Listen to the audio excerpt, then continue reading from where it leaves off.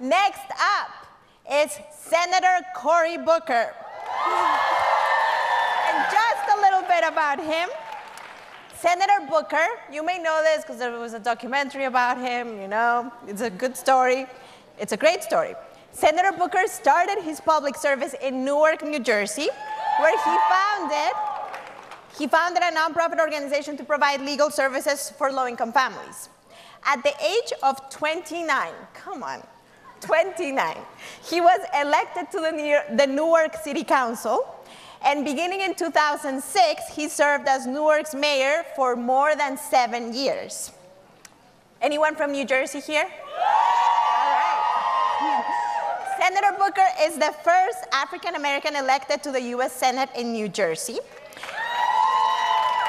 And in the Senate, he has championed policies to reform the broken criminal justice system, increase wages, and ensure hard work is fairly rewarded. So please help me welcome Senator Cory Booker.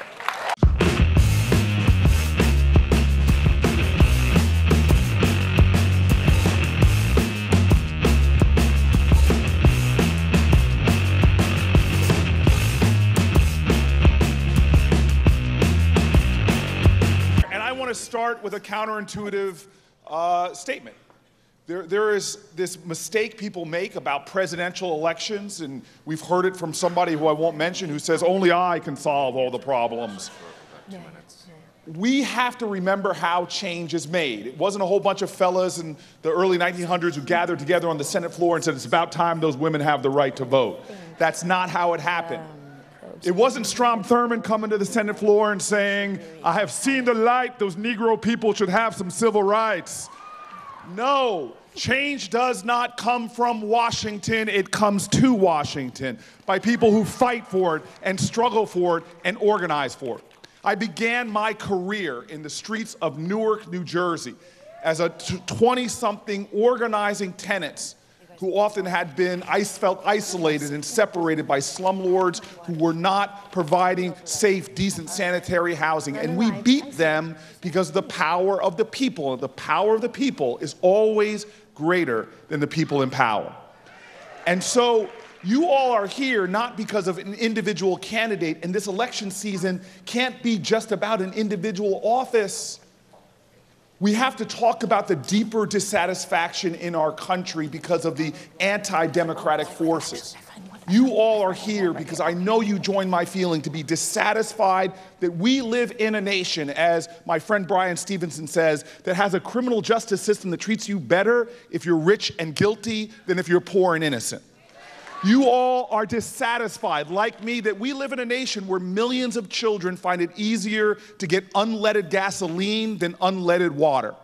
You all are like me, that you're dissatisfied that in this great nation, we have millions of people who work full-time jobs, but dignity has been stripped of the work, a tax on union, and you have more and more Americans now finding themselves with more month at the end of their money than money at the end of their month.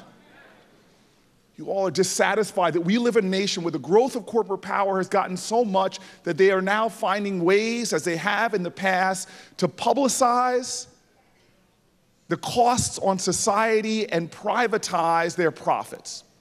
Now, everything I just mentioned was going on before Donald Trump was elected.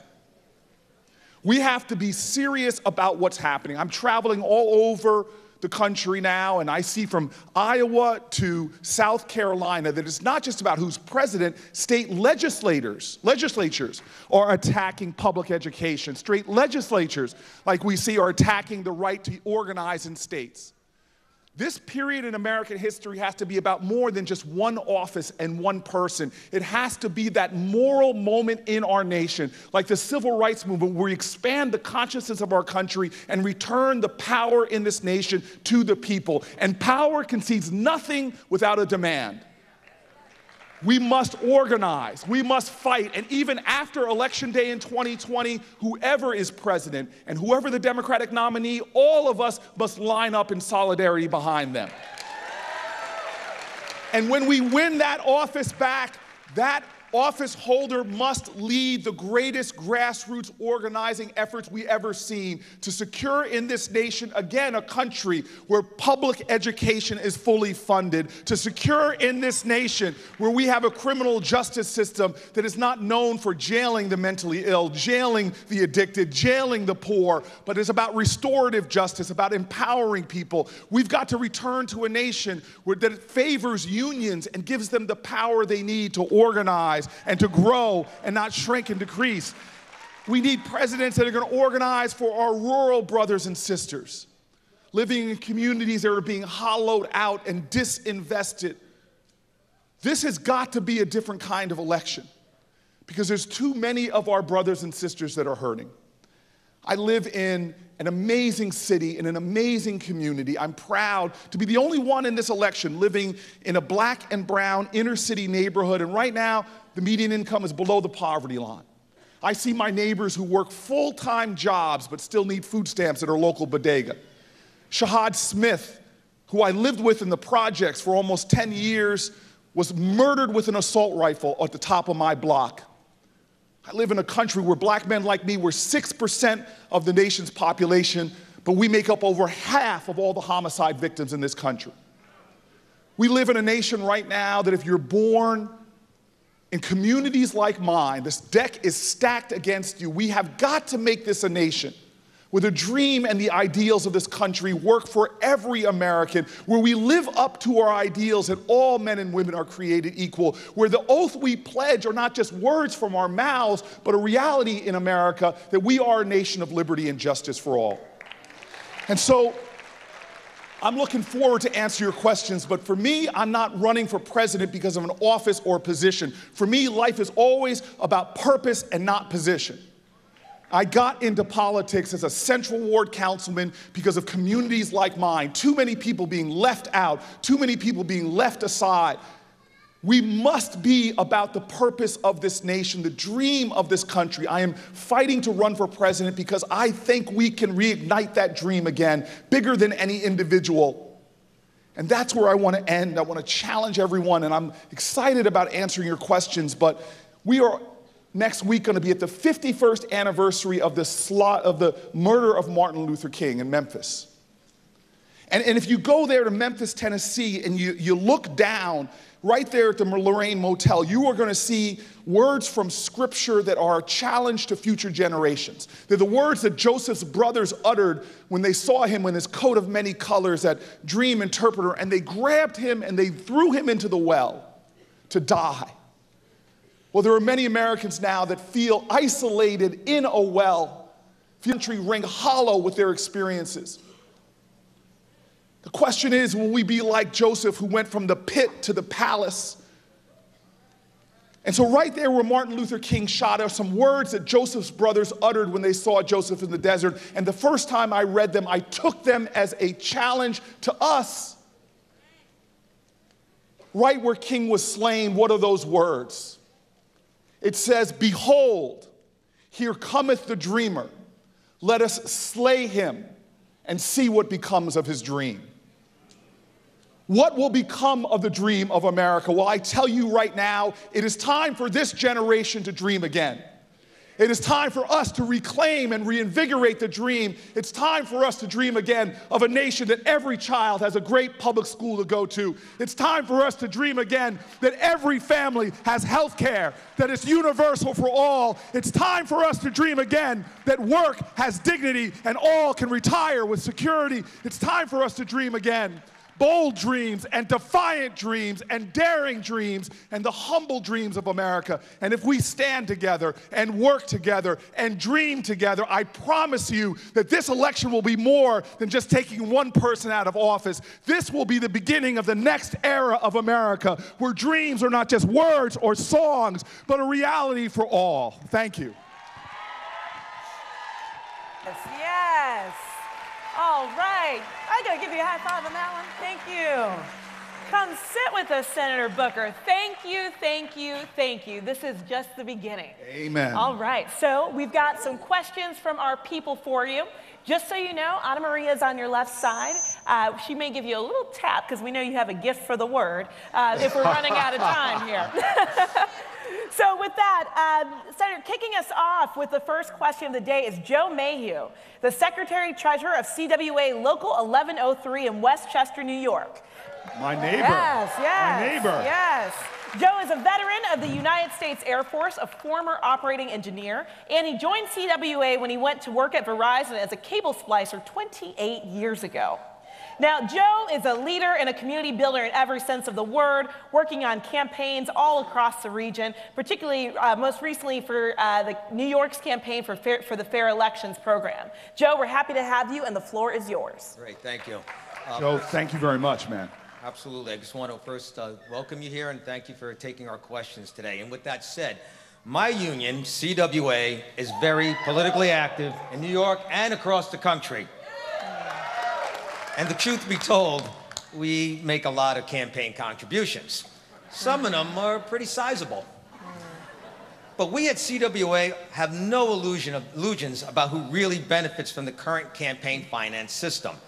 We will never be able to compete dollar for dollar with the telecom giants, Wall Street, the real estate industry, and all the other corporate interests who buy political power and influence with their huge donations.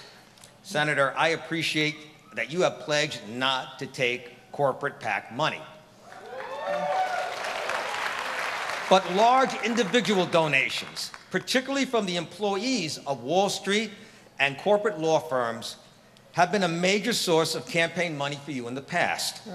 For example, a large number of contributions have come from the law firm Sullivan and Cromwell. They are the top leading advisor to Wells Fargo.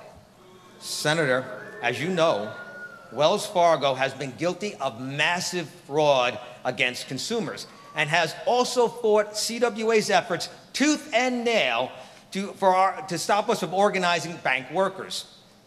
Look, the point is this. In the current system, money from these bad corporate actors and those that profit from their actions is drowning our democracy.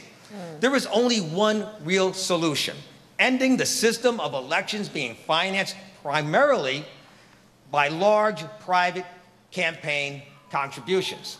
So, my question to you, Senator, if elected president, will you support the creation of a small donor public financing system for all federal elections? So first of all, Joe, thank you for your question. We have a campaign finance system right now that is corruptive. And since Citizens United especially, we are seeing dark money flood into our elections. Even the money that candidates raise themselves is a small fraction of the overall billions of dollars that are being poured into elections. That's why I took, well before I was running for president, the End Citizens United's pledge. That wasn't just about pledging to end Citizens United as a senator or should I be president, but it's also about my own individual habits. And that's why I'm not only not taking corporate PAC money, I'm not taking pharma exec money, I'm not taking corporate federal lobbyist money. We believe you cannot campaign wrong and govern right.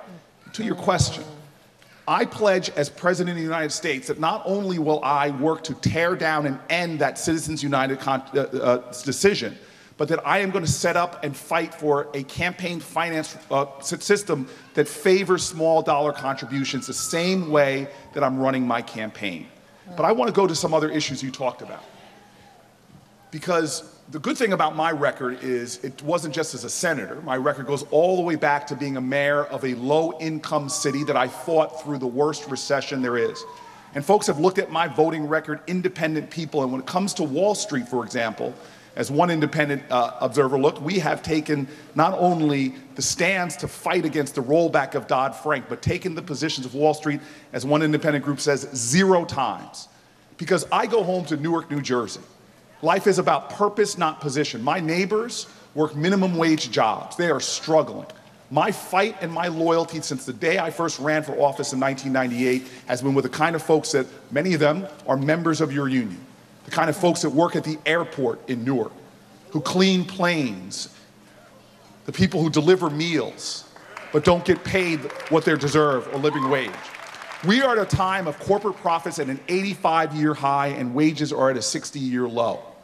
We have seen the stripping away of dignity as outsourced workers and others are having their wages and benefits pushed down as corporates pad their profits. And even when they try to pay folks like American Airlines did, the Wall Street downgrades their stock for making the decision to honor workers.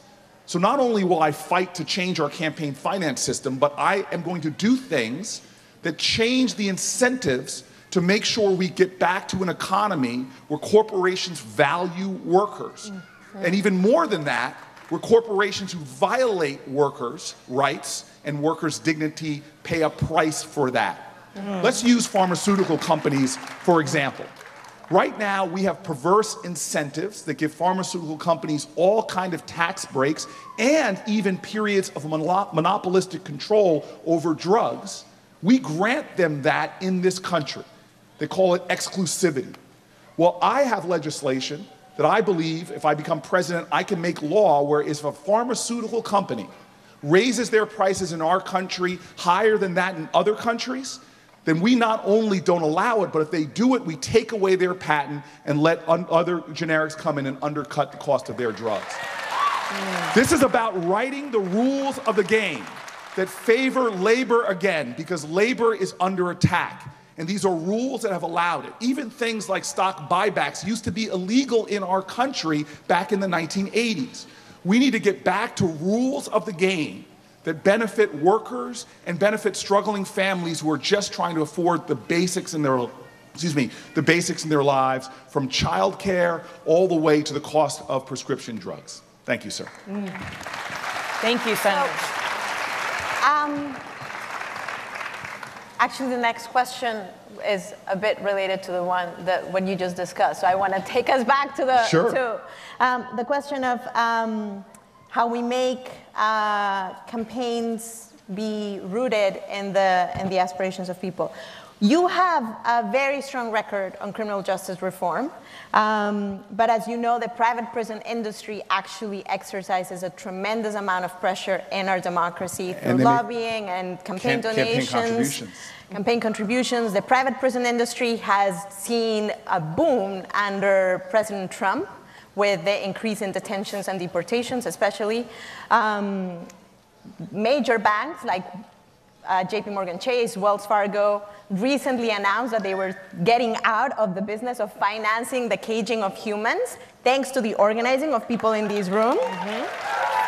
But so, what would you do to limit their influence in our democracy? So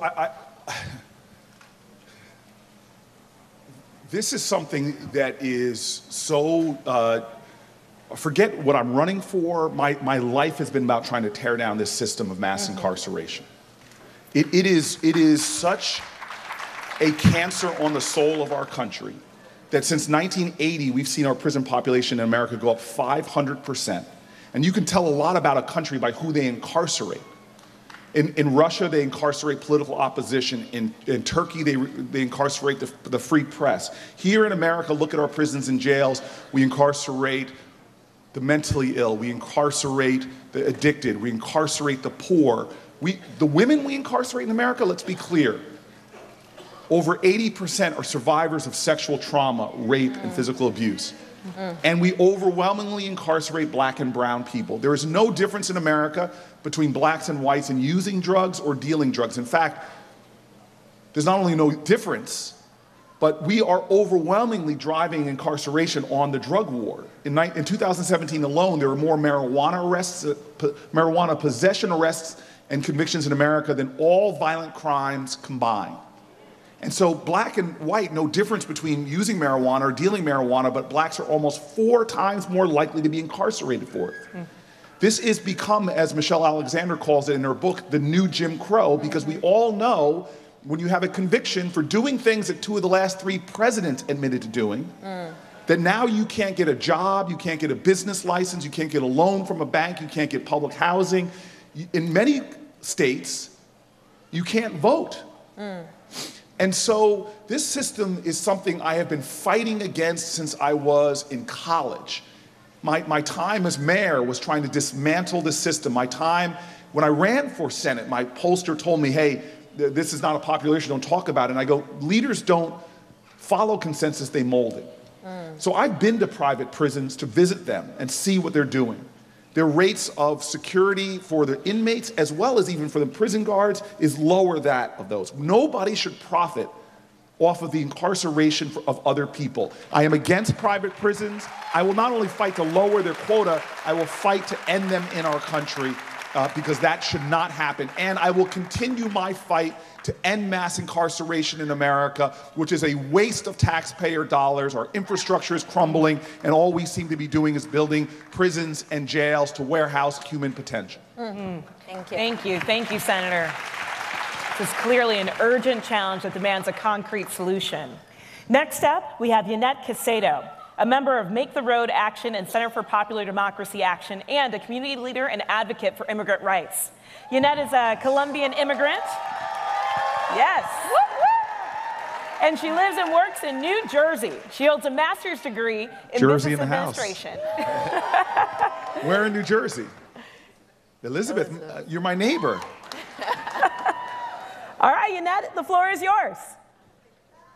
My name is Julian Castro. I live in Elizabeth, New Jersey. I came to the United States 17 years ago because I fear for my safety in my country, Colombia. I also came because I think that this is a place of justice. When I came, I had already my MBA. I began working in a warehouse, and with my hard work, now I'm the customer service and operation manager for a big company. My concern today is about corporations like Google, Facebook, and Amazon because they hold too much political and economic power.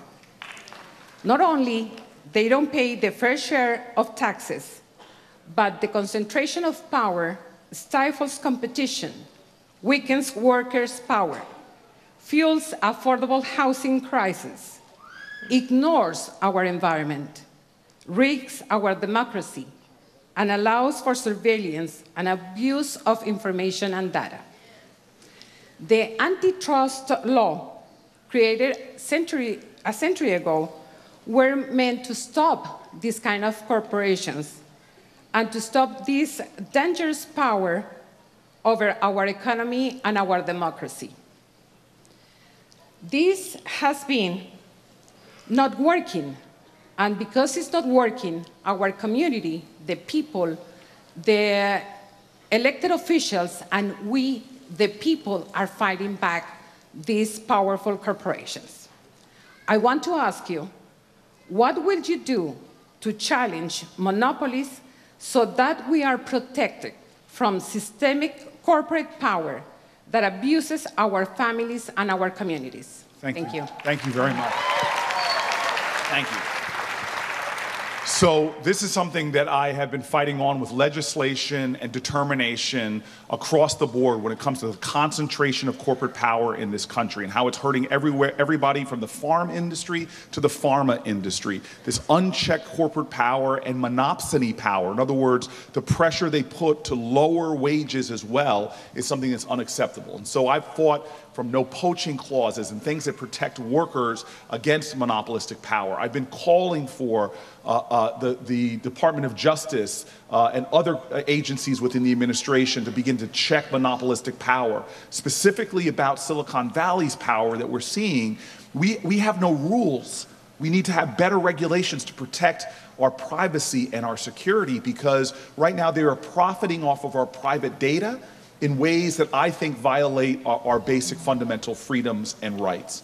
And so if I am president of the United States, I'm going to make sure that we start to use our antitrust laws and have judges be appointed that will go back to those wild and crazy days before 1980, when we used to do a lot better job of enforcing antitrust laws and broke up big companies during my childhood. Right now, we are seeing trends that are working against the average American. Again, corporate profits are growing, suppression of wages, taking away, in fact, profiting off of workers. And let me use an area that we just don't talk about enough, which is what's going on in rural America amongst farmers. I've gone out and sat with farmers, and right now we see a disappearance of the independent family farm because of this concentration of corporate power. These large corporate agricultural institutions that are destroying our environment, as well as these CAFOs that are doing things that we all find offensive. The share of farmers or producers of the consumer dollars continue to shrink as other people are now profiting off of theirs being squeezed. This is something that's going on in every sector of our economy, and I'm going to stop it. And por favor, rápidamente en español. La situación ahora es inaceptable. Voy a luchar contra este poder porque tú eres correcto. Las acciones de los corporaciones son terribles. So dame su confianza, voy a luchar contra este y voy a tener una justicia más grande en nuestro país. Okay? Thank you very much. Okay. I'm not going to do a follow-up. Thank you, Senator. Okay, we've got one more person we'd like you to hear from. Next up, we're going to hear from Rachel Mayore from Northampton, Massachusetts. Rachel is a lifelong social justice activist and community health organizer, and really, she's a force of nature. Right. After the financial crisis of 2008 left Rachel's family with three young children financially devastated, she didn't just get mad. She got organized. She organized support campaigns for the Dodd-Frank Act to rein in the predatory bank system. Now, she's the director of her local's Women's March. She was featured in Glamour magazine, y'all, for her organizing work around the fight to repeal the ACA. Rachel has organized airport protests against the Muslim ban. She's organized her city to achieve sanctuary city status. And most recently, she organized for the Fight for 15 and for paid family leave. All right. Rachel, we're happy to have you. Thank you, Rachel. When you said you were in Glamour magazine, you touched your hair. It's something I really can't do. I don't know if I have any chance of ever being in Glamour. You're missing out. I'm missing out. Sorry. I save a lot of money on product, though. True. Well, thank you for being here today. Thank you for having me. I wanted to let you know that I am very much looking forward to the 2020 elections. Yes. And beyond. Yes, beyond is really important. Yeah, there are some big, beautiful, progressive ideas being put forth, from Green New Deal, which addresses income equality while addressing climate change. I mean, that's something I think about every day with 3 young kiddos, and they ask me about it. To Medicare for All, which for struggling families like mine, gives us access, affordable access to basic health care. To justice for immigrant families.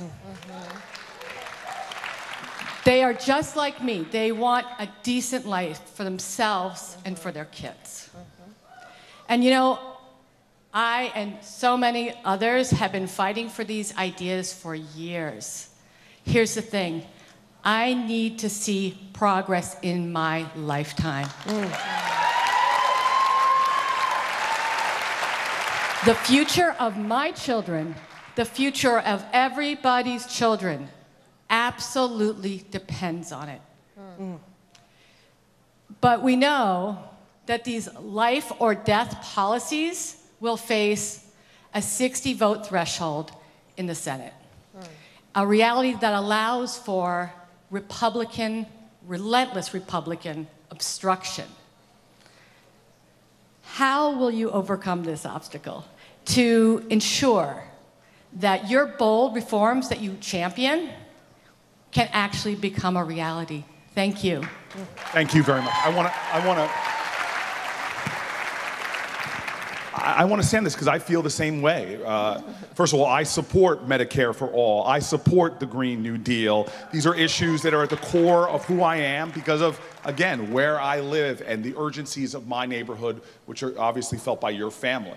I support an immigration system that reflects our values, and what's going on is moral vandalism right now, is violating human rights and making us less safe in communities like mine because you have ICE agents raiding schools and raiding workplaces. And so the question you have is, how do you get things done, Cory, in a 60-vote threshold? And should we, some people are saying, let's get rid of the filibuster, and I feel that same sense of urgency. But let me tell you what I worry about. In my community, if Mitch McConnell, Paul Ryan, and Donald Trump had 2 years like they just had, without me in the Senate and other noble progressives who fought them with you to prevent the taking away of health care, we would have lost that battle. If Obamacare would be gone. And in my community, what those 3 men could have done, they could have defunded Planned Parenthood. They could have taken away a woman's right to choose. You see what Donald Trump's budget is. They could have taken away Medicare, cut it by billions of dollars, cut Medicaid by billions of dollars. And so when I get up every day and see my communities, vulnerable communities, what they could do without the filibuster, and so let me tell you what I believe. As an African American in this country, I know, as I said in my beginning remarks, that we didn't get civil rights because of a Senate that wanted it to happen.